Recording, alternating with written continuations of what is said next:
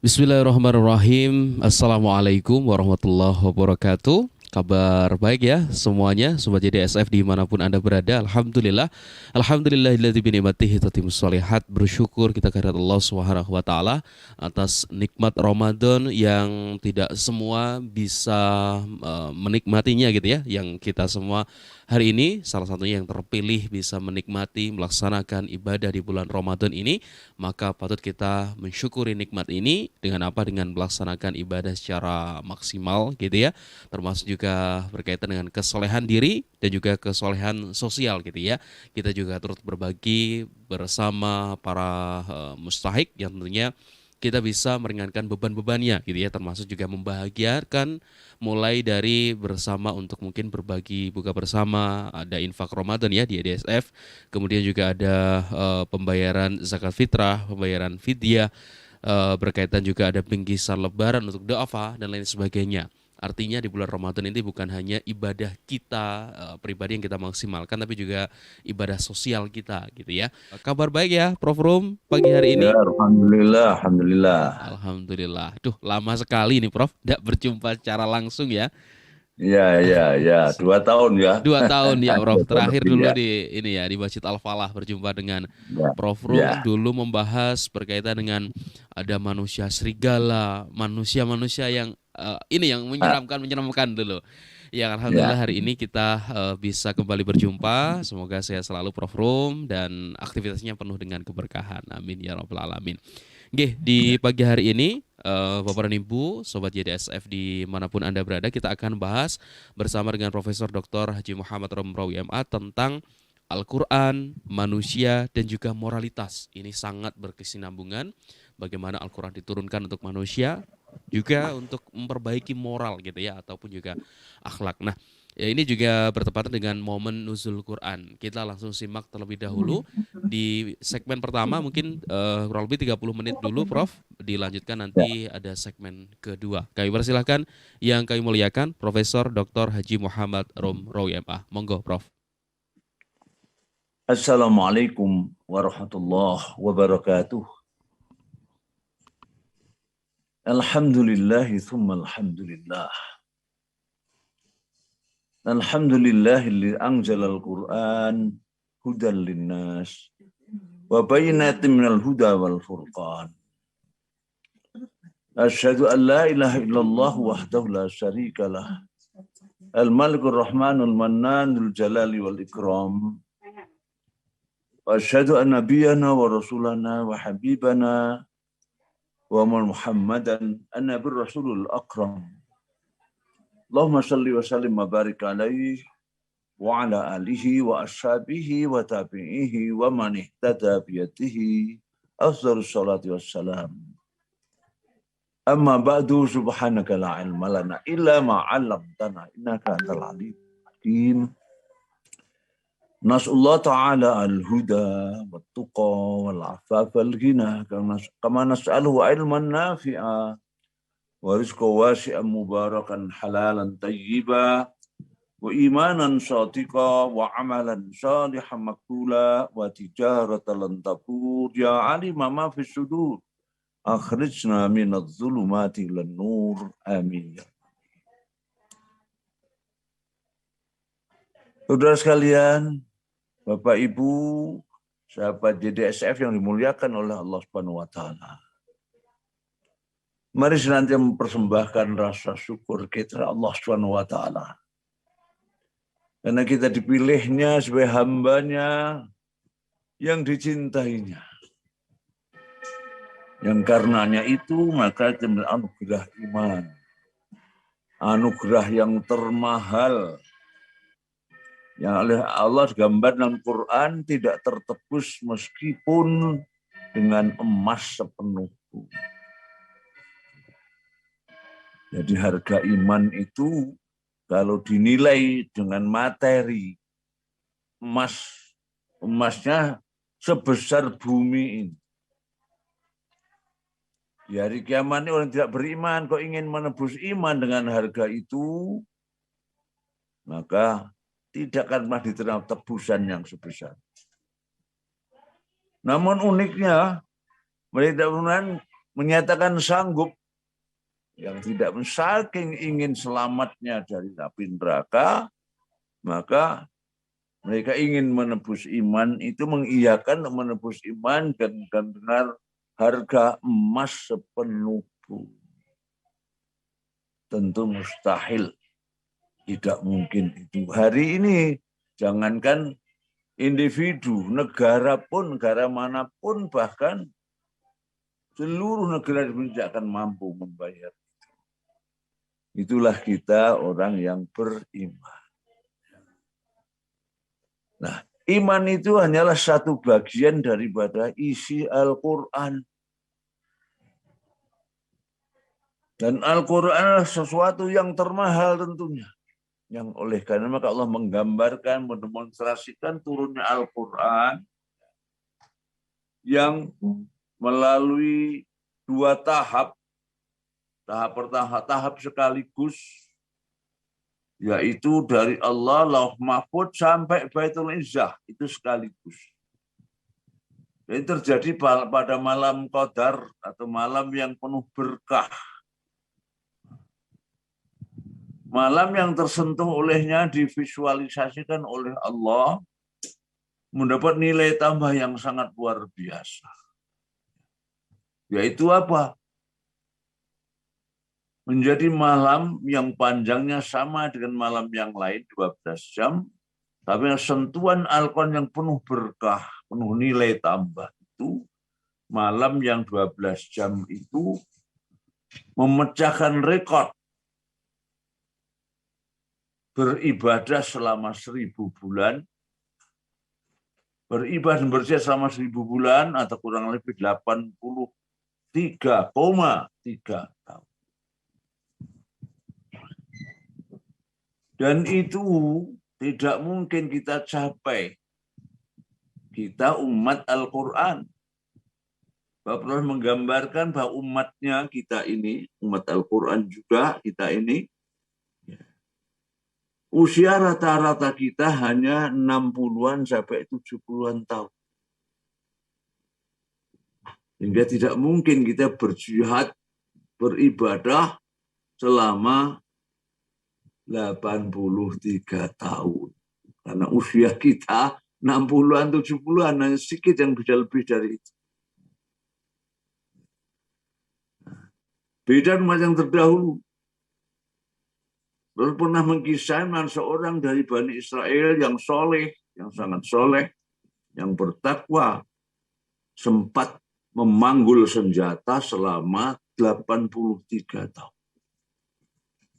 Dan itu membuat iri para sahabat. Maka Allah pun menurunkan ada malam yang sangat istimewa. Kenapa menjadi istimewa? Karena Al-Quran turun bersentuhan dengan malam itu. Bulannya juga bulan yang sangat luar biasa, yaitu Ramadan. Yang padahal sebelum Ramadan ini bersentuhan dengan Al-Quran, Ramadan sama di bulan yang lain. Bahkan tidak lebih istimewa dari 4 bulan yang bulan-bulan haram. Karena Al-Quran menginfokan pada kita, dan inilah Al-Quran menjadi indera kita yang super indera, multi indera. Sesuatu yang masa lampau terjadi kita bisa tahu. Sesuatu yang belum terjadi bisa tadi ribuan tahun. Di hari kiamat nanti apa yang terjadi kita sudah tahu. Yaitu ketika bumi diguncangkan, seguncang-guncangnya, kemudian paku bumi yaitu gunung-gunung semuanya lepas. Gunung pun berterbangan bagaikan kapas yang dihembus oleh angin. Kemudian bumi memuntahkan seluruh isinya. Terutama adalah kita yang dikembalikan ke dalam bumi atau kita dikubur, dimuntahkan, dan saat itu kita bingung, panik. Ketika itu pula bumi berbicara. Apa yang dibicara oleh bumi? Ini pernah ditanyakan sahabat kepada Rasulullah. Jawab beliau adalah amal perbuatanmu. itulah yang pasti kita hafal ayatnya, yauma idzin tuhaditsu akhbaro. Hari itu ya, bumi berbicara tentang peristiwa yang pernah terjadi di atasnya. Sehingga bumi menjadi saksi yang memberatkan maupun yang meringankan buat kita. Kalau seandainya kita di atas bumi itu rukuk dan sujud, membaca Al-Quran, maka dia akan menjadi saksi yang meringankan kita. Ya Allah, aku bersaksi bapak itu, ibu itu, saudara itu, tanggal sekian, bulan sekian, jam sekian, tahun sekian, sujud di atasku. Tetapi kalau kita berbuat maksiat juga menjadi saksi yang memberatkan kita. Ya Allah, tanggal itu, tahun itu, bulan itu, bapak itu, saudara itu di atasku mendalimi sesamanya atau merampas hak sesamanya, bahkan dia membunuh dan lain sebagainya. Itu belum terjadi, tetapi kita sudah tahu karena Al-Quran. Maka sekaligus Al-Quran basair, indera keenam multi indera kita bisa melihat yang metafisik. Padahal indera kita yang ada dan akal kita hanya bisa menjangkau yang sifatnya indrawi. Dan ini pun sangat lemah. Tanpa cahaya mata kita tidak bisa lihat. Tertutup hanya kulit yang tipis, kelopak mata kita tidak bisa lihat. Sementara banyak binatang kecil lebih tajam melihat. Maka Allah memberikan ini. Yang turun pada bulan Ramadan yang sangat luar biasa. Yang di antara isinya keimanan saja, keimanan itu nilainya sudah tidak ternilai lagi. Dan dengan itu kita dibimbing. Diberitahu tentang diri kita, diberitahu tentang awal mula penciptaan. Kemudian para rasul diutus untuk membacakan ayat-ayatnya. Ayat yang dibacakan tentu pertama mengenal pada jagat raya ini. Jagat raya ini. Kenapa jagat raya dikenalkan? Karena alam itu berasal kata alima juga. Maknanya tanda juga bisa menjadi sumber ilmu. Dengan membaca alam, kita dengan pasti ini ada penciptanya, ada pengaturnya, ada penjaganya. Dan itulah Rabbul Alamin. Ya. Sehingga itu yang dibawa para nabi pertama. Berikutnya baru yuzakihim, saya kenal Allah, maka mensucikan keimanannya.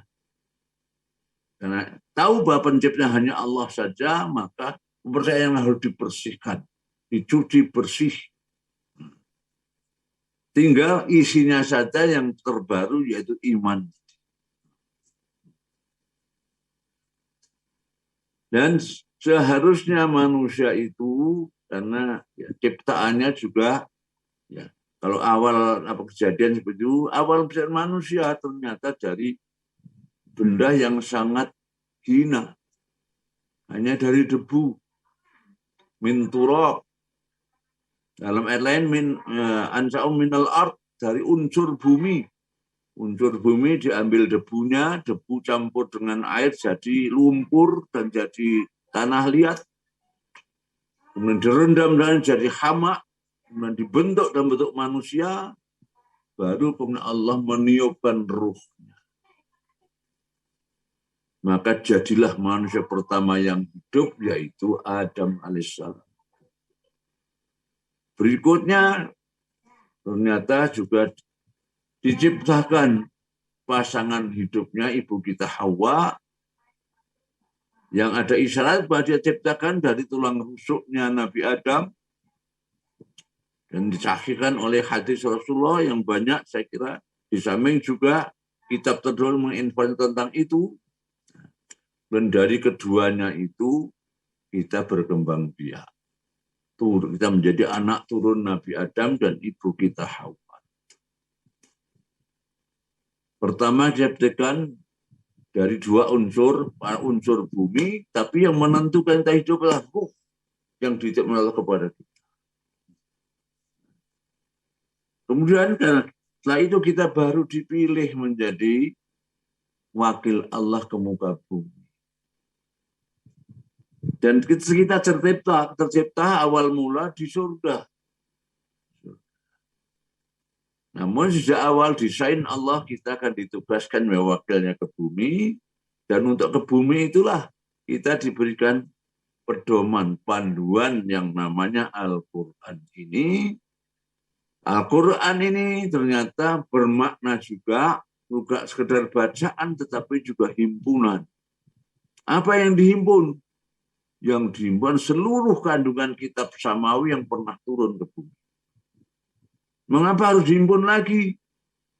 Karena kita tahu kitab sains sebelumnya diturun pada nabinya, kemudian nabi wafat, umat ganti generasi, umat. Lama-lama ada yang merubahnya, memalsukannya, dan sebagainya, sehingga sekarang sudah tidak ada. Hanya bekas-bekas yang ada.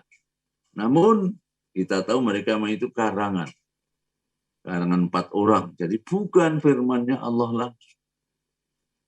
Maka Allah berkenan untuk menghimpun kembali itu dan dijaga agar tidak yang sama ditetapkan terdahulu. Menjaga otentisitasnya sampai kapanpun dengan firman inna nahnu nazzalna dzikra wa inna lahu lahafizun.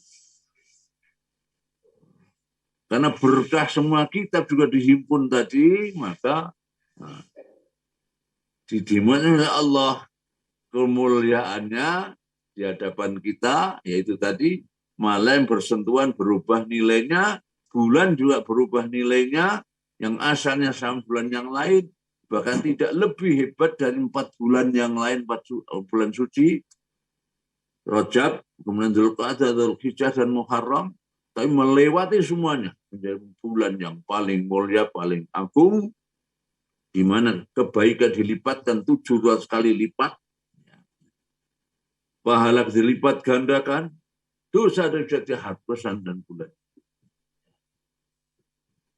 Kemudian mengingat pada kita, karena kita terdiri unsur tadi, maka ingin menjadi khalifah Allah, wakil di bumi, dan di manusia yang sempurna, maka kita harus mengenal jati diri kita itu.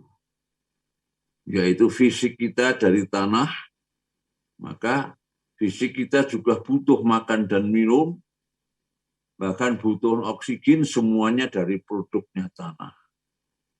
Dan untuk itu Al-Quran bertunjuk, ya, harus yang halalan thayyiban.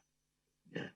Tidak hanya halal dan thayyib, tapi tambah lagi dengan ukuran yang pas, jangan berlebihan. Kulu marzuqallah halalan thayyiban, juga kulu wasrabu wala tusrifu, jangan kau lebihkan. Satu unsur lain yang sering kita lupakan bahwa itu meskipun dia yang menentukan hidup kita, ya, tanpa ruh itu kita tidak mungkin hidup. Maka kita lupakan, sering kita lupakan bahwa ruh kita itu butuh nutrisi. Nutrisi ruh kita itu bukan produknya bumi. Sehingga kalau ruh kita juga kita produknya bumi, maka kita akan menjadi manusia yang tidak pantas untuk mengabdi sebagai wakil Allah di muka bumi. Kita bisa berubah menjadi makhluk yang buas, brutal. Dan ini pun saat ini sudah terwujud. Apa nutrisi roh kita itu? Sekali lagi bukan produknya bumi, tetapi roh juga yang turun Allah ke muka bumi melalui malaikat Jibril yang namanya juga roh, yaitu Al-Quran. Allah berfirman dalam surat 42 ayat 52, wa kadzalika auhayna ilaika ruham min amr. Dan seperti itulah Muhammad dan umat Muhammad, kami wahyukan kepadamu ruh Min amrina, atas perintah kami. Ma kunta tadrimal kitab, sebelum ada roh kedua ini kamu tidak kenal apa itu kitab suci. Walal iman, apa itu keimanan. Bahkan hari ini banyak yang bertanyakan, kata mereka apa hari ini? Hari ini zamannya duit, bukan zamannya iman. Itu berarti kita tidak punya ruh yang kedua. Kita lupakan ruh yang kedua. Karena dengan itu kita kenal iman, kita kenal pahala, kita kenal dosa, kita kenal neraka, kita kenal surga. Kita kenal yang hak dan yang batil. Dan itu yang memberikan nilai kehidupan kepada kita. Ya. Jadi unsur kecuali seperti itu, dan itu akan menjamin kita tetap menjadi makhluk yang termulia dan dimuliakan oleh Allah. Maka tidak hanya kalau berfirman dalam satu ayat yang saya kira kita semua hafal, laqad khalaqnal insana fi ahsani taqwim. Sungguh telah kami ciptakan manusia dalam unsur penciptaan yang paling lurus, paling sempurna. Jadi dua unsur, ada unsur bumi, ada unsur langit. Yang langit ada ruh dari Allah, yang bumi dari tanah. Namun kemuliaan itu tidak ada jaminan selalu mulia. Kecuali kalau kita ingat tadi itu. Ruh kita perlu makanan juga. Sehingga mengapa wahyu itu, Al-Quran yang diturunkan itu disebut dengan ruh.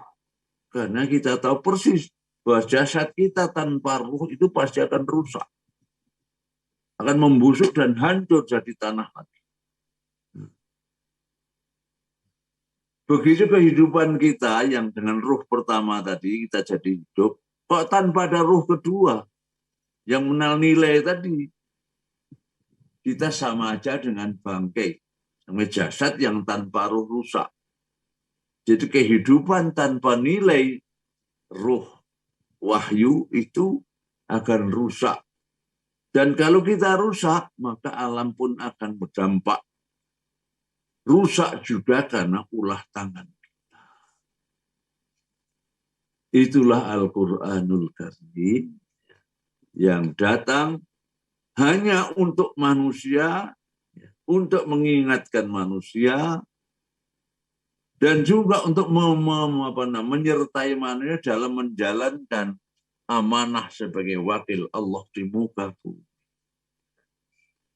Sehingga Allah melihat pada kita, kalau kita melupakannya itu, melupakan Al-Quran yang turun pada bulan Ramadan, yang itu mestinya harus menyertai dalam tugas kita, maka kata Allah, fa inna lahu ma'isyatan dongka. Di dunia saja kita menghadapi kehidupan yang penuh dengan kemelut yang tanpa solusi. Dan kayaknya kita sudah merasakan itu. Ya. Kemelut kesulitan ekonomi, ya. Kesulitan menjaga kelestarian alam.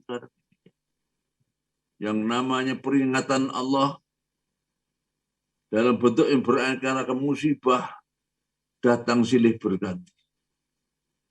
Sampai belum ada solusinya. Bahkan kita sekarang mungkin ya, ada dunia yang mentertawakan kita. Minyak goreng jadi urusan negara. Bawang merah, cabai dan lain sebagainya urusan negara. Itu saya kira salah satu tanda tadi. Kita sering meninggalkan makanan ruh kita sehingga kehidupan kita rusak. Muncul problem kesulitan tanpa solusi. Wa man a'radha an dzikri fa inna lahu ma'isyatan dongka. Sungguh yang berpaling daripada peringatanku ini, yaitu Al-Quran yang turun pada bulan Ramadan ini, maka dijamin sungguh pasti akan hidup penuh dengan solusi. Ya, dengan penuh masalah yang tanpa solusi, itu baru dunianya. Belum nanti di akhiratnya. Wa yaumul qiyamati a'ma. Di hari kiamat nanti kita akan bangkit dalam keadaan buta. Ketika kita komplain, ya Rabbi, ini mahsan ka'ma. Ya Tuhan, kenapa engkau bangkit dalam keadaan buta? Qala kadzali atat ayatuna fanasitaha fakadzalika al-yauma. Maka Allah menjawab, demikian itulah kamu. Telah datang ayatku kepadamu, ruh kedua kepadamu, tapi kau lalaikan. Maka hari pun kami lalaikan masuk. Dan sebitulah kami membalas orang yang berbuat melampaui batas. Kadzalika najzi man asraf walam yu'min bi ayatina. Dan tidak beriman kepada ayat kami. Wala azabul akhir asyadu wa akbar. Dan sungguh azab akhir yang paling dahsyat dan kekal dan abadi. Inilah Al-Quran. Rajin, para bapak dan ibu, sahabat kita yang muliakan oleh Allah Subhanahu wa Ta'ala. Jadi, makhluk yang termulia tadi bukan jaminan akan apa kalau kita tidak mempertahankan. Mempertahankannya gimana tadi? Jangan hanya ingat pada jasad fisik kita lupa, tidak boleh lupa pada ruh kita, yang ruh kita itu nusinya adalah ruh Allah Al-Quran. Sehingga selama kita seimbang dan memberikan nutrisi kepada jasad kita, maka insya Allah kita akan tetap dalam posisi harkat dan makhluk yang termulia dan dimuliakan oleh Allah. Maka tidak aneh kalau setelah fi ahsani takwim, Allah berfirman, tsumma radatnahu asfala safilin. Dan setelah itu kami jungkir balikkan kalian menjadi makhluk yang paling hina. Asfal asafilin, orang yang paling rendah, paling hina harkat dan martabatnya. Na'udzubillah min dzalik.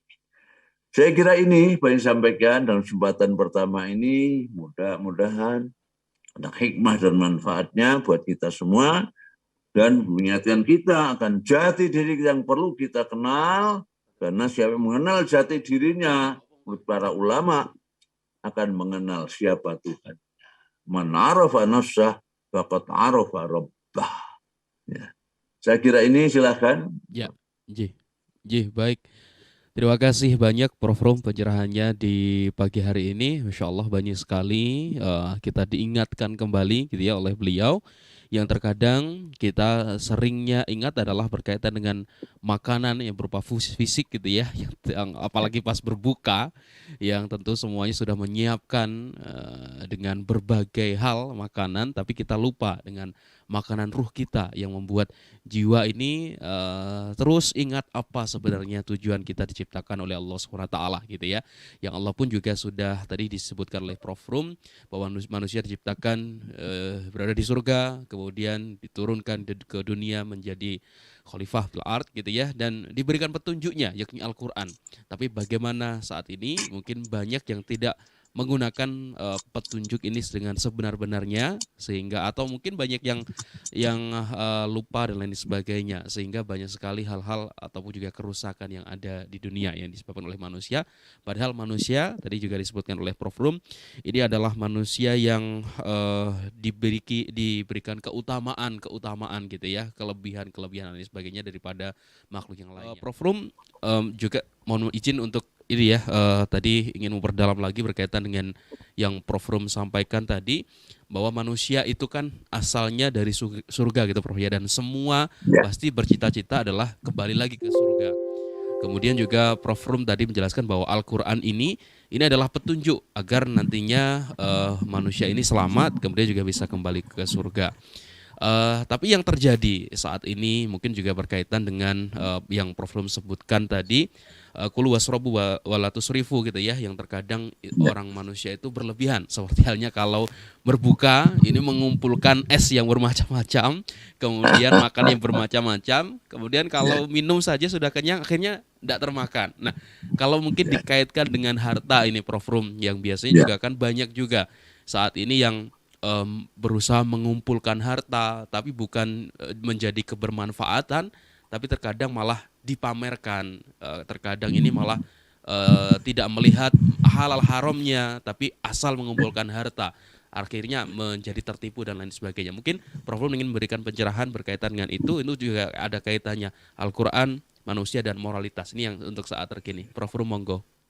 Ya, baik. Di antara ya sifat-sifat negatifnya manusia itu adalah cinta kepada harta.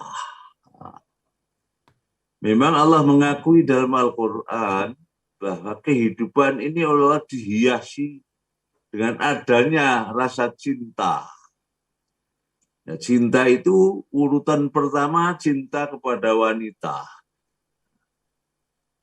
Yang kedua cinta kepada anak turun. Yang ketiga kepada harta yang melimpah. Jadi sebenarnya cinta pada harta itu boleh. Yang tidak boleh kalau kita berlebihan mencintainya.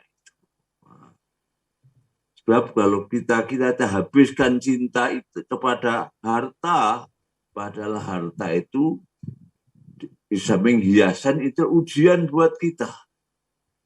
Bisa lenyap dalam sekejap mata. Sehingga cinta kita habiskan pada harta dicabut oleh Allah. Apa yang terjadi?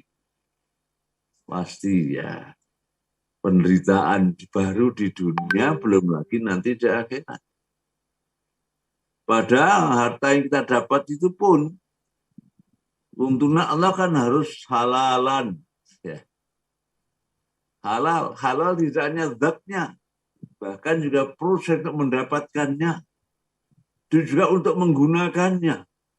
Itu menjadi pertanggungjawaban di sana. Sehingga bisa saja zatnya halal, tetapi prosedurnya misalnya dari mencuri milik orang tentu menjadi tidak halal lagi. Atau sudah dari milik kita sendiri halal, zatnya halal mendapatkannya. Kok prosesnya kita tidak sembelih misalnya dengan menyebut nama Allah itu, maka berarti tidak halal. Itulah ajaran kita. Harta pun harus melalui proses yang demikian selektif. Untuk apa? Untuk kita semua. Karena kita diminta pertanggungjawaban tentang harta. Ya. Dan Allah mengingatkan dunia itu sebenarnya maknanya adalah yang paling hina. Mu'annas dari adna. Jadi kehidupan ke dunia itu kehidupan yang paling rendah, paling hina kualitas. Maka hubbud dunya ra'su kulli khati'ah. Cinta berlebihan kepada dunia, apapun termasuk wanita, anak maupun harta tadi adalah pangkal dari segala dosa. Jadi Islam menata kita semacam itu. Boleh mencintai tapi ada batasnya, ada takarannya, ada ukurannya. Tadi seperti kulu wasrobu wala tusrifu, dan berlebihan. Dan yang terbaik tentu yang kita abadikan. Tuntunan Rasulullah, harta yang kami ini terbagi jadi 3. Yang satu yang kita makan. Dan itu akan habis paling lama menjadi darah dan daging kita. Itu pun akan sirna menjadi tanah. Yang kedua yang kita manfaatkan. Seperti apa yang kita investasikan dalam bentuk usaha apapun. Itu pun tidak kekal. Bisa jadi belum turun satu keturunan sudah habis. Nah, yang ketiga, ada yang kita abadikan. Yaitu apa? Yang kita sodakohkan. Kita bagi untuk sesama kita dengan memohon ridho Allah saja. Itu akan menjadi investasi yang kekal dan abadi. Jadi kalau tadi melakukan kegiatan semacam itu, kita bagi pada anak-anak yatim, kita bagian kepada mereka yang memerlukan bantuan kita bangun fasilitas umum untuk orang banyak, itu yang kekal dan abadi. Kata Rasulullah, au mata sedekah coba apa? Kalau sedekahkan mari yang menjadi kekal dan abadi milik kita. Yang kita makan habis, yang kita pakai juga habis. Kecuali yang kita sedekahkan yang kekal dan abadi. Itulah ajaran Al-Quran dan dijelaskan oleh Rasulullah SAW hingga kita ada panduan untuk menyikapi harta dunia. Dan pasti yang menguntungkan kita, yang membagikan kita dunia kita sampai akhirat. Saya kira begitu. Ya, baik. Oke, terima kasih Prof. Rum.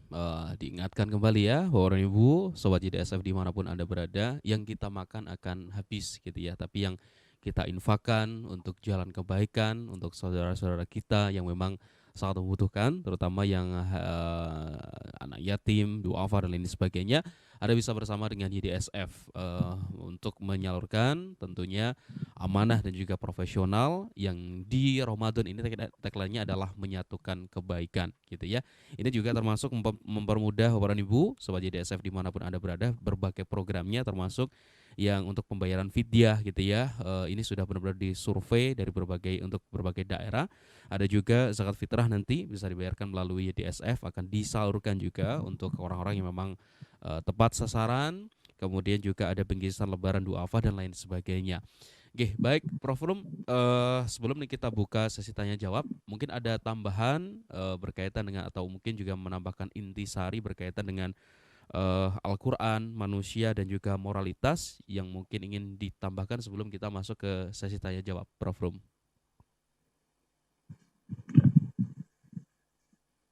Ya, tidak ada ya. Ya. Uniknya Al-Quran itu ya petunjuk ya.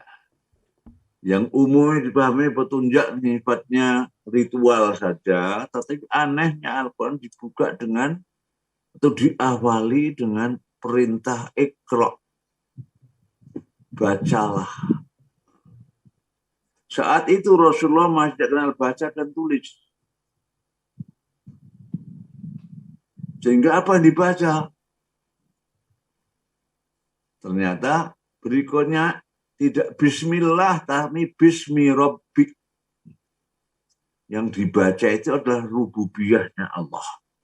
Jadi membaca apapun, jangan lepas daripada kebersamaan Allah dengan kita.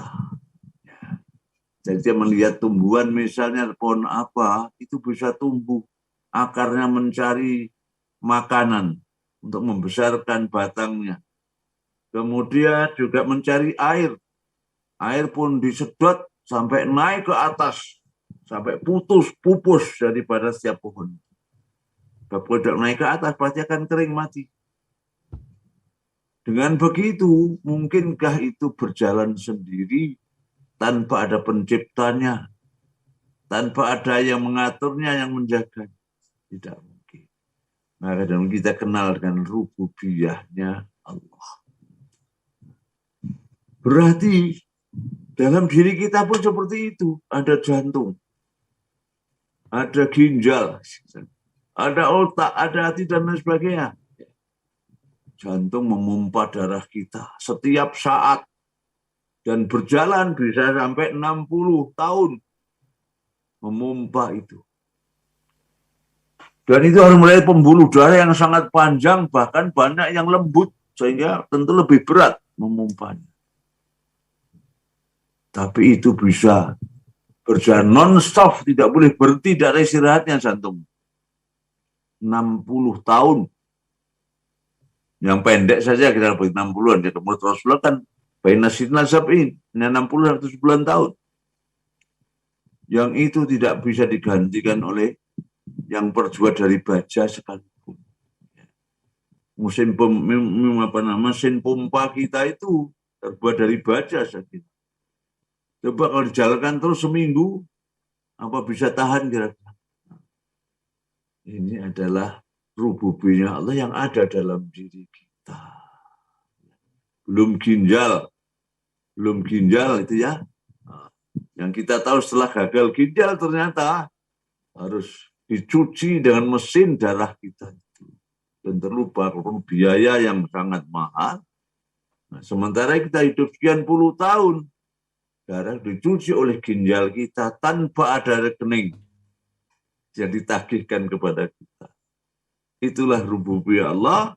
Dan karena selalu mengingat Allah itu, maka kita pun yakin apapun yang kita lakukan pasti dalam pengawasan Allah.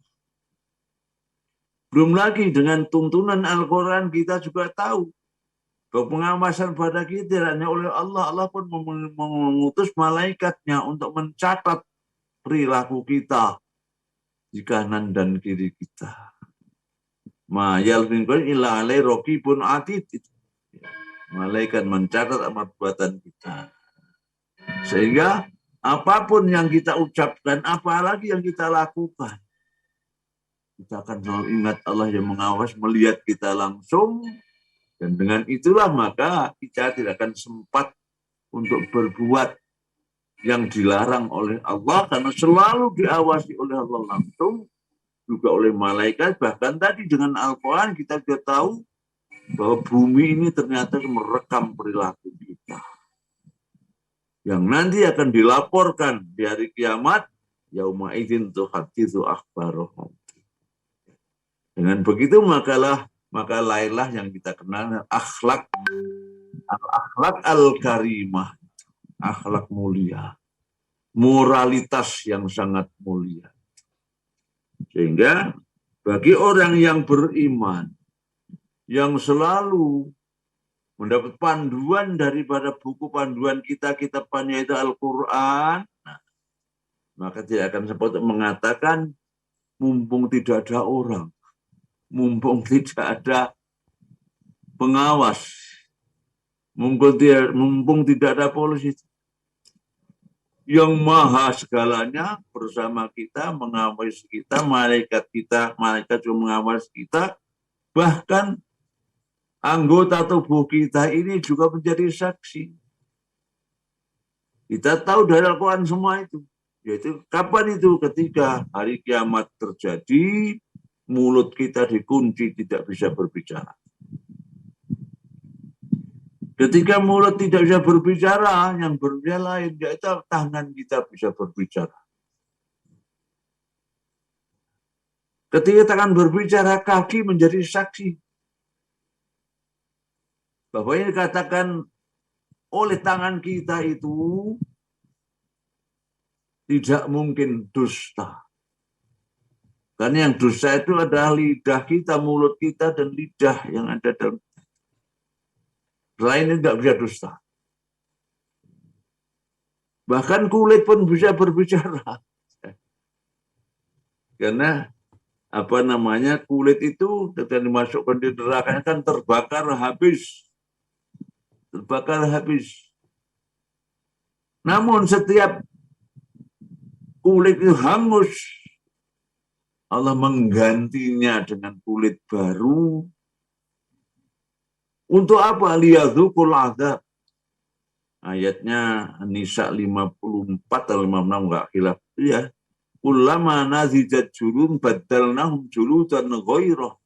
Setiap kulit kita itu, kulit ahli neraka yang dibakar habis, hangus, diganti kulit yang baru. Badalnahum juludan ghairah.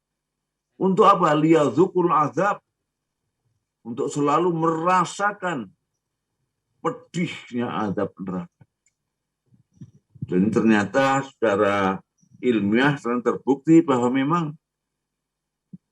saraf yang bisa merasakan sakit itu, atau jaringan saraf yang bisa merasakan sakit itu, ada jaringan saraf yang ada di balik kulit.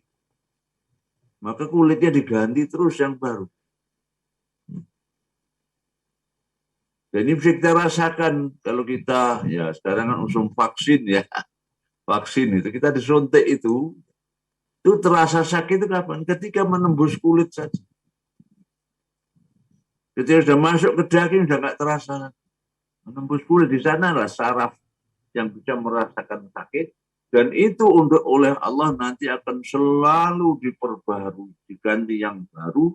Dia terus-menerus merasakan pedihnya.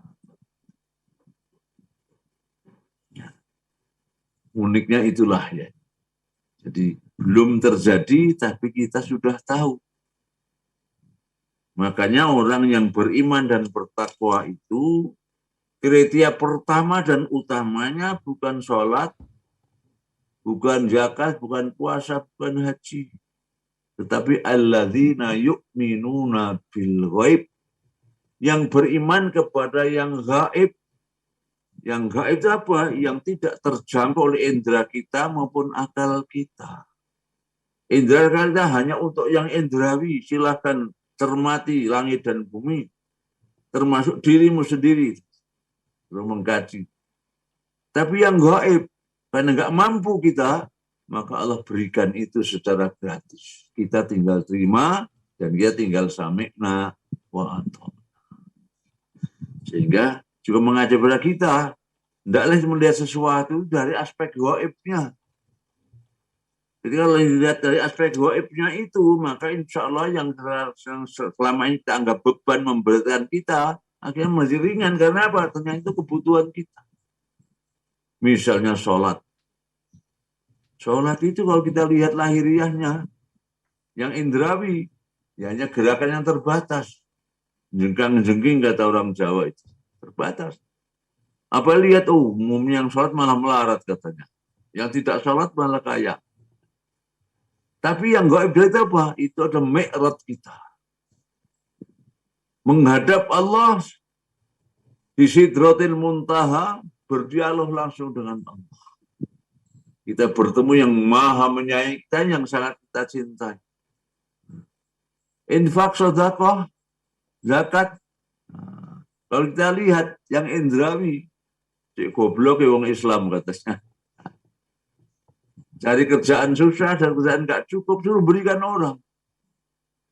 Tapi di balik itu ternyata apa yang gaib? Infak sedekah itu akan mensucikan harta kita, mensucikan jiwa kita, mengembangkan sumber rezeki kita, menjauhkan kita dari bencana dan musibah, menjauhkan dari penyakit, bisa mengobati penyakit, sedekah, infak, zakat, dan juga bisa menjauh dari ancaman api neraka. Meskipun dalam hati Allah hanya sepotong dari satu biji kurma. Satu biji kurma kita potong jadi yang setengahnya kita berikan pada orang. Itu bisa membenik dari ancaman neraka. Makanya setelah iman baru bayuki musolah wa mimma razaqnakum. Baru menggunakan sholat, yang sholat ternyata yang tidak tampak seperti itu, begitu zakat, infak, sedekah. Ternyata semuanya kebutuhan kita. Ya dengan begitu kita akan tidak merasa berat. Kita butuh pada itu. Itulah saya kira kelebihan kita orang yang beriman itu sampai tahu yang gaib. Tapi sumbernya hanya Allah. Kalau ada duanya adalah Nabi maupun Rasulnya. Bukan dari selain mereka berdua. Yang dia tentu Al-Quran. Yang menjadi indera kita yang multi indera. Dan yang kedua adalah hadis Rasulullah Sallallahu Alaihi Wasallam. Itulah orang yang beriman bertakwa karena sentuhan Al-Quran. Ya, baik. Terima kasih Prof. Rum pencerahannya yang tadi ada CCTV gitu ya Prof. Rum, kalau bisa dikatakan ya ada CCTV yang nantinya kita akan dimintai pertanggungjawabannya dan kulit kita pun juga turut bersaksi dan lain sebagainya. Artinya bagaimana sebagai manusia kita harus benar-benar bertakwa sesuai dengan petunjuk Al-Quran gitu ya. Sudah ada beberapa pertanyaan Prof. Rum, saya bacakan terlebih dahulu. Ada dari Ibu Eni Cahyani. Ini beliau menanyakan, Prof. Rum, mohon pencerahannya Prof, bagaimana mendapatkan kenikmatan dalam membaca Al-Quran sehingga ketika kita membaca Al-Quran ini tidak cepat capek, tidak cepat mengantuk, terutama juga di bulan Ramadan ini. Ya, saya kira ya selain melihat yang gaib tadi. Yang tidak indrawi. Yang tidak indrawi itu apa? Rasulullah kan bersabda, ya, man qara harfan min kitabillah, ya. Siapa yang membaca satu huruf saja dari Al-Quran itu, maka dia mendapatkan hasanah, kebaikan. Setiap hasanah itu dilipat 10 kali lipat, dapat 10 pahala. Kemudian Rasulullah sampai mencontohkan alif lam mim itu bukan huruf. Yang huruf itu alifnya itu huruf, lam huruf, mim huruf. Ya. Sehingga 3 huruf, sehingga membunyikan saja itu sudah mendapat pahala.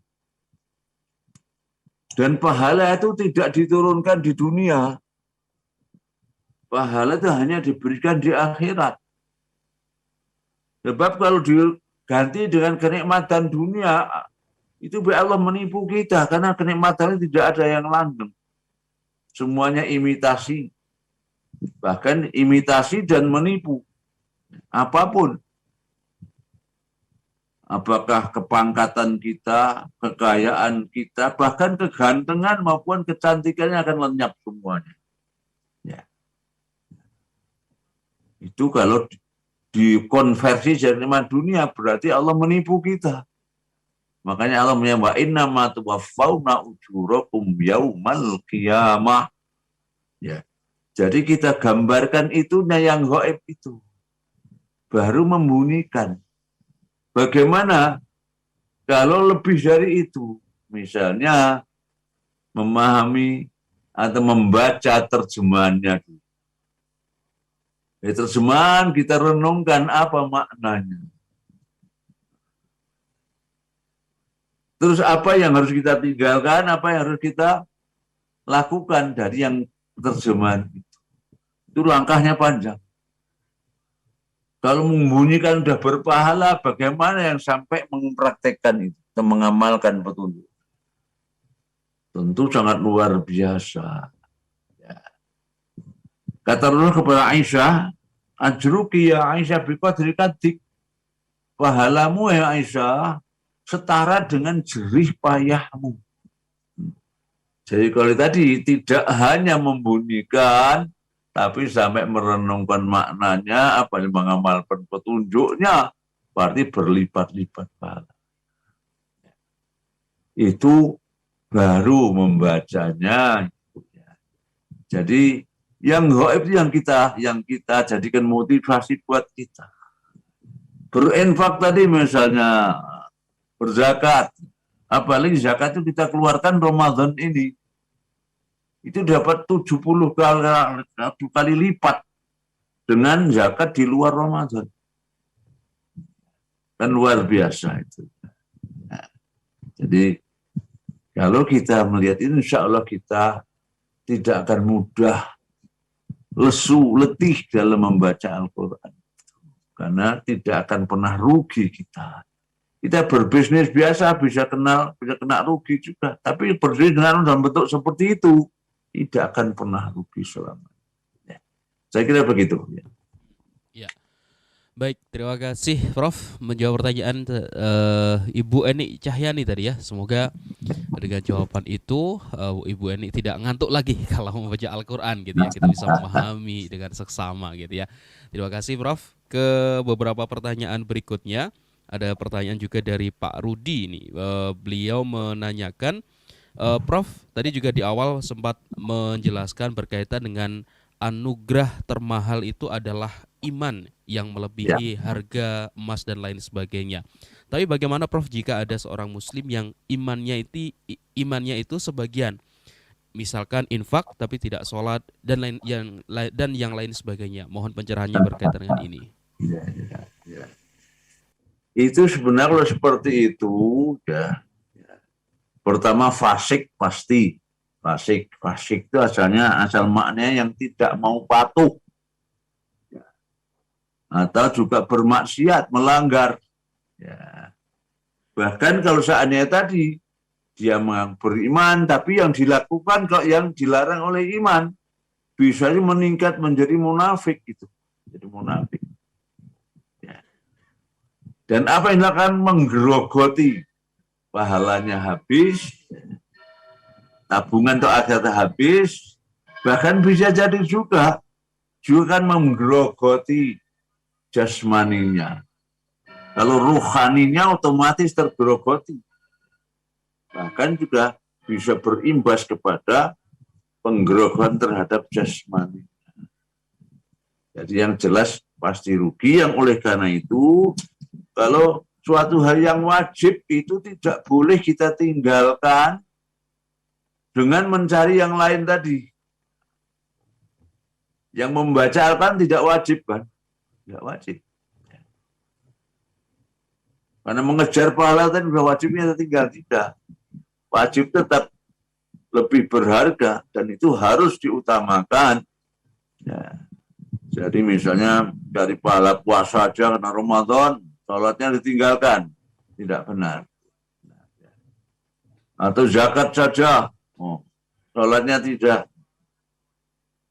Yang wajib itu harus tetap dilakukan, baru nanti ada ekstra tambahannya yang menambah buat kita, yaitu yang disunnah-sunnahkan itu termasuk membaca Al-Quran di dalam bulan Ramadan, menghatamkannya dan lain sebagainya.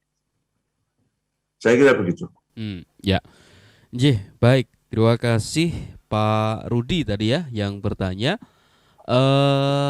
Kemudian juga ada yang bertanya dari Zoom ya, dari A6 ini A6 ya.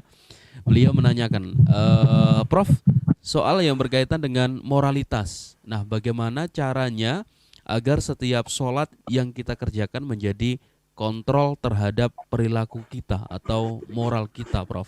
Yang sholat yang bagaimana? Ya, itu perintah sholat itu aqimis sholata li dzikri. Sholat itu tujuan pokoknya adalah agar kita selalu ingat kepada Allah. Ya. Ingat. Makanya yang namanya nyebut nama Allah itu yang terbanyak itu dalam sholat. 2 rakaat saja mungkin sudah puluhan menyebut nama Allah itu. Apalagi yang 4 rakaat. Dan itu juga diulang-ulang, tidak sehari sekali, tetapi 5 kali sehari. Supaya ingat Allah itu. Maka dalam ayat lain Allah kan menyatakan ya ya'lamukurullah zikran katsiran. Untuk ingat itu tidak hanya kualitas tapi juga kuantitas. Dalam umumnya Al-Quran mengajak kita kepada kualitas. Takwa itu adalah kualitas. Ya. Sholat itu kualitasnya yang khusyuk, bukan yang banyak rakaatnya. Infak itu yang ikhlas, ya.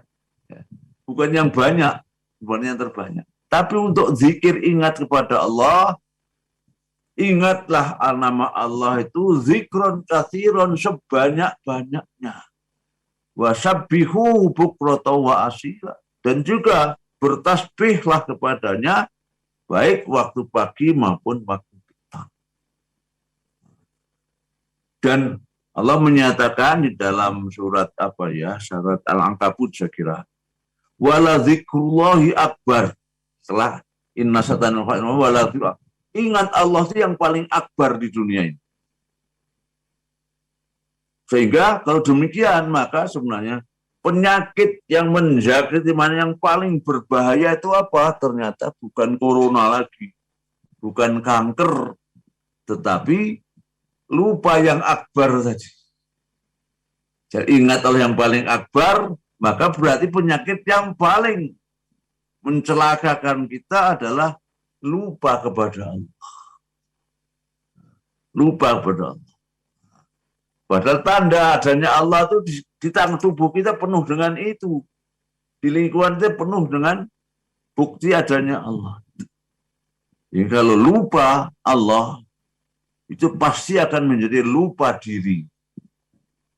Udah lupa diri, udah tidak kenal moral. Manusia akan berubah menjadi makhluk yang paling hina, bahkan lebih hina daripada binatang. Mulai kalau an'ami balhum adhal, kata Allah. Manusia yang sudah lupa Allah itu pasti lupa diri. Orang lupa diri itu lebih hina dari binatang ternak sekalipun.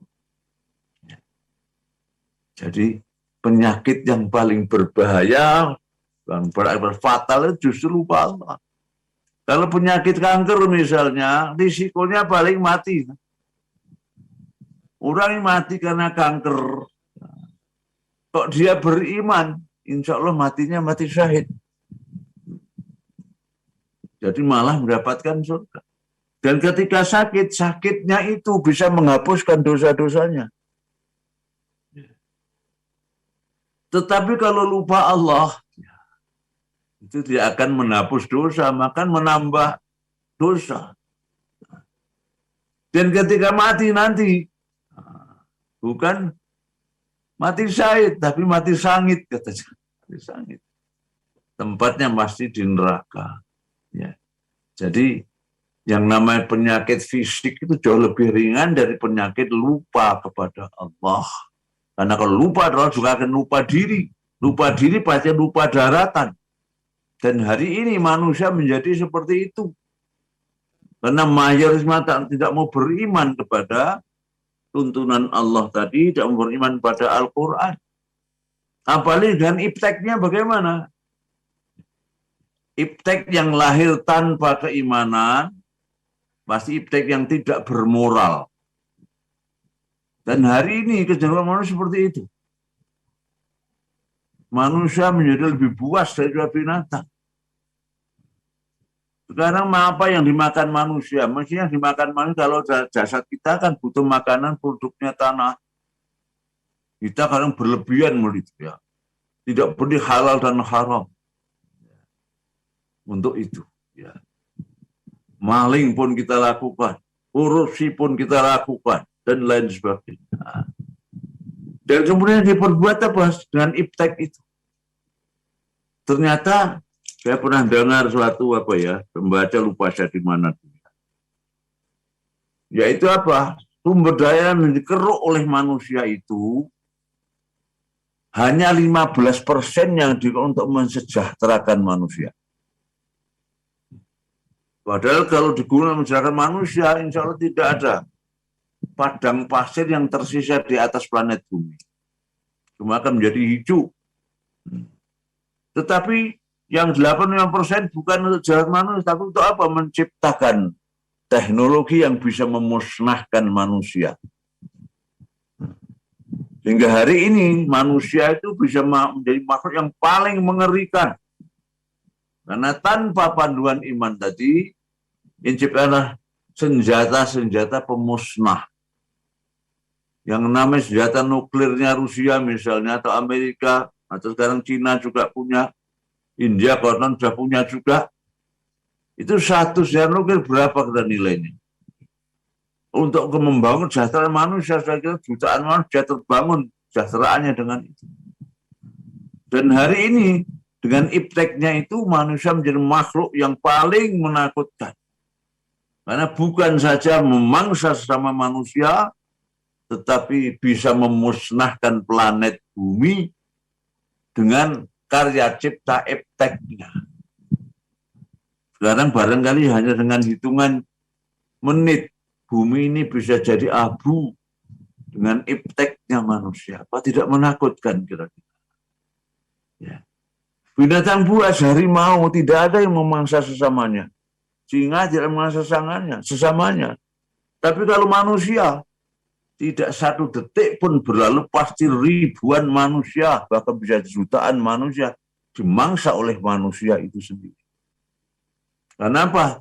Tadi tidak ada iman, maka tidak lahir moral yang terpuji. Makanya Rasulullah itu pernah ditanya Aisyah tentang akhlaknya Rasul kayak apa, moralitas Rasul kayak apa? Jawab Aisyah itu kana khuluquhul Quran. Akhlaknya itu akhlaknya Al-Quran. Tunduk patuh kepada ketentuan Al-Quran. Itu adalah akhlak yang paling mulia, baik bagi manusia maupun bagi Allah Subhanahu wa ta'ala. Ya. Saya kira begitu, wallahu a'lam bishawab. Ya. Baik, terima kasih Prof. Rum. Tidak ada iman, tidak ada moralitas yang baik. Gitu ya poin pentingnya. Dan tadi juga diingatkan bersama, bukan penyakit COVID, kanker dan sebagainya yang paling menakutkan, tapi adalah lupa yang akbar gitu Prof ya. Ya tadi Prof sebutkan, lupa yang akbar, lupa berkaitan dengan Allah Subhanahu wa taala, lupa berkaitan dengan tujuan kita diciptakan sebagai manusia dan lain sebagainya. Mungkin satu atau dua pertanyaan terakhir ya Prof. Ya. Iya, satu atau dua pertanyaan. Salah satunya juga ini ada pertanyaan dari Bu Isna. Beliau menanyakan, Prof berkaitan dengan moral anak-anak ini kan yang paling penting dijaga oleh para orang tuanya karena juga sebagai penerus bangsa dan semuanya untuk kedepannya. Tapi di tengah berbagai dengan ujian, godaan, ketika para orang tua sudah benar-benar menjaga, tapi mungkin ada godaan, baik itu di media sosial, ada dari teman, lingkungan dan lain sebagainya. Bagaimana agar tetap bisa menjaga moralitas anak atau mungkin juga tips dari Prof Rum untuk menjaga moral anak-anak kita, Prof? Ya, memang lingkungan itu sangat berpengaruh. Ya. Kullu man yuladul fitrah. Setiap jiwa yang lahir, yang hidup itu pasti oleh Allah diberikan modal utama, yaitu fitrah yang beriman kepada Allah, ya, dan kalian tidak berbuat dosa. Namun berikutnya adalah fa'abawahu yuhawidani. Pertama ada lingkungan terdekat, yaitu dua orang tua akan beri warna, ibaratkan kertas putih. Ya, punya potensi untuk kebaikan, itu kebaikan, bisa juga untuk kejahatan. Pertama adalah orang tuanya yang menentukan. Nah, orang tua jangan lupa harus menjaga fitrahnya tadi, fitrah iman harus kita jaga. Jaganya gimana? Termasuk juga kita sirami, kita pupuk. Kemudian dia pasti juga berinteraksi dengan temannya. Nah, kita juga diajari teman juga dipilih teman yang baik. Ya. Sementara orang tua berwajib untuk memonitor teman saya, anak-anak saya siapa. Kemudian lembaga pendidikan yang dipilih, jangan lupa harus pendidikan yang menjanjikan iman dan ilmu. Tidak hanya ilmu saja. Masih banyak saudara kita yang merasa yang menyekolahkan anaknya di mana Santa Maria misalnya, maaf ya, tersebut ya, atau mana lembaga yang itulah, yang jelas itu misi mereka. Itu sebenarnya sama aja, bahkan lebih dahsyat daripada membunuh fisik anak. Kalau yang kita bunuh fisik anak, kita yang masuk neraka. Anak yang kita bunuh itu masuk surga, syahid. Tapi kalau yang kita bunuh imannya, kita neraka, anak kita itu menjadi ahli neraka, dia akan menurunkan generasi neraka. Jadi kalau yang kita bunuh karena melalui pendidikan yang tidak islami tadi, ya, lebih dahsyat daripada kita membunuh fisiknya anak. Nah, dalam Quran ada dua ayat yang mirip, ya, tapi samanya redaksinya mirip, tapi intinya sama. La taqtulu auladakum min imlaq.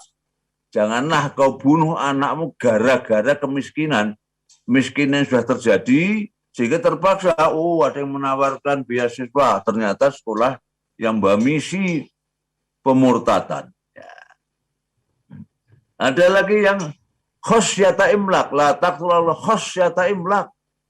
Jangan kau bunuh anakmu karena takut miskin. Masa depan anak khawatir kalau sekolahnya sekolah Islam, nggak memberikan masa depan yang cerah misalnya. Itu sama aja membunuh. Membunuh apa tadi? Membunuh iman tadi.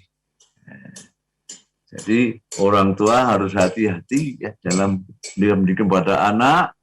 Harus dipilih pendidikan, harus menjaga keimanan. Karena yang paling penting adalah jangan hanya berorientasi kepada materi dunia. Ya. Hari ini kecenderungan itu kayaknya tinggi. Contohnya misalnya apa? Oh, agama nilai merah gak apa-apa, yang penting matematikanya, bahasa Inggrisnya. Itu mengarah pada pembunuhan generasi yang hanya membunuh imannya, tidak membunuh fisik. Itu jauh lebih fatal akibatnya. Saya kira begitu ya. Baik, terima kasih Prof. Run pencerahannya di pagi hari ini. Mungkin itu pertanyaan terakhir yang bisa kita bacakan. Semoga itu mencerahkan para orang tua gitu ya, menyekolahkan ataupun juga memberikan pendidikan yang terbaik, karena anak ini adalah amanah dari Allah SWT. Tentu kita harus berikan yang terbaik. Dan Prof. Rum, untuk semakin berkahnya kajian kita di pagi hari ini, mohon berkenan menutup dengan doa, Prof. Ya, baik ya. Bismillahirrahmanirrahim. Alhamdulillahirabbil alamin. Wassalatu ala nabiyina Muhammadin sayyidil anbiya wal mursalin walhamdulillahirabbil alamin. Amin. Allahumma inna nas'aluka ridhaka wal jannah. Amin. Wa na'udzubika min syahhatika wan nar. Allah jil Qur'ana hujjatan lana la alaina. Amin. Allah dzakirna minhu ma nasina wa 'alimna minhu ma jahilna warzuqna tilawatahu wa tadabburahu ana al-atrafan nahar ya rabbal alamin. Rabbana imaman hudan wa rahmah ya rabbal alamin. As'aluka imanan kamilan wa yaqinan shadiqan wa qalban khashian wa lisanan dzakiran. Rabbana hab lana minas sholihin. Rabbana hab lana minas sholihin. Allah jalna wa auladana wa talamidatan min ahlil ilmi wa ahlil khair. Wa jalna wa iyyahum min ahlil dhulmi wa ahlil dhayyi. Allahumma jam'ana hadha jam'an mubarakan marhuma. Wa ja'al tafarruquna min ba'di tafarruqan ma'suma. Allah Rabbana la tufajjam ana hadha illa bi dhanbin maghfur wa amalin sholihin mabrur ya azizu ya ghafur. Allahumma Rabbana taqabbal minna siyamana wa taqabbal minna qiyamana wa sujudana wa takhassu'ana wa ruku'ana wa tub 'alaina innaka antat tawwabur rahim. Rabbana ij'al baldatana hadhihi baldatan aminatan mutmainnah radiyatan mardiyah tajri fi ahkamuka wa sunnatu nabiyyika Muhammadin sallallahu alaihi wasallam. Rabbana atina fid dunya hasanah wa fil akhirati hasanah wa qina adzabannar wa adkhilna jannata ma'al abrar ya aziz ya ghaffar ya rabbal alamin. Subhana rabbil izzati amma yasifun wa salamun al mursalin walhamdulillahi rabbil alamin. Mohon atas khilafan. Akhirnya billahi taufik wal hidayah. Wassalamualaikum warahmatullahi wabarakatuh. Waalaikumsalam warahmatullahi wabarakatuh. Terima kasih banyak Profesor Dr. Muhammad Romro MA. Dan Bapak dan Ibu, Sobat JDSF, kita doakan bersama semoga beliau senantiasa sehat. Insya Allah kita berjumpa di lain kesempatan, ya Prof. Sehat selalu dan berkah semua aktivitasnya. Amin, amin. Yang tentunya ini semoga menjadi ilmu yang bermanfaat untuk kita semua, Bapak dan Ibu, berkaitan dengan Al-Quran, manusia dan juga moralitas. Al-Quran ini diturunkan sebagai petunjuk untuk kita, dan semoga kita bisa benar-benar menjaga yang namanya petunjuk ini bisa kita terapkan dalam kehidupan sehari-hari sehingga kita selamat dunia dan selamat juga akhirat, kembali pulang kampung ke surga Allah SWT bersama-sama. Amin ya rabbal alamin. Tausiah Ramadan menyatukan kebaikan bersama dengan YDSF. Saya Muhammad Septian dan juga seluruh kru yang bertugas di pagi hingga siang hari ini mohon undur diri, kita sempurnakan dengan doa kafaratul majelis. Subhanakallahumma wa bihamdika nasyhadu an la ilaha illa anta nastaghfiruka wa natubu ilaik. Terima kasih semua. Wassalamualaikum warahmatullahi wabarakatuh.